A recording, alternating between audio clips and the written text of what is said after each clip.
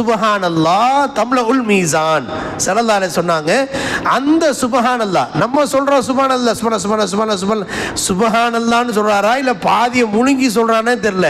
அந்த மாதிரி அல்லாம உணர்வு பூர்வமாக வெளிப்படக்கூடிய ஒரு சுபஹானல்லாஹ் அது எவ்வளவு மகத்துவம் மிக்கது என்றால் அது மீசானையே நிரப்பிவிடும். ஸல்லல்லாஹு அலைஹி வஸல்லம் சொன்னாங்க. நாம இதை பல நேரங்களை கேட்டிருக்கோம், சுபஹானல்லாஹ் தம்லஉல் மீசான். அப்போ அது எந்த கருத்தில் எந்த பொருளோட எந்த உணர்வோடு சொல்லணும்னு ஒன்று இருக்குல்ல.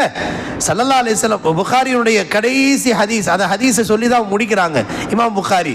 அதாவது கலிமத்தானி ஹஃபீஃபத்தான், ரெண்டு வார்த்தை, சின்ன வார்த்தை, ரெண்டு வார்த்தை, ரொம்ப ஈஸியான வார்த்தை. ஹஃபீஃபத்தானி அலல் லிசான், சகீலத்தானி ஃபில் மீசான், மீசானையே நிரப்பிடும்.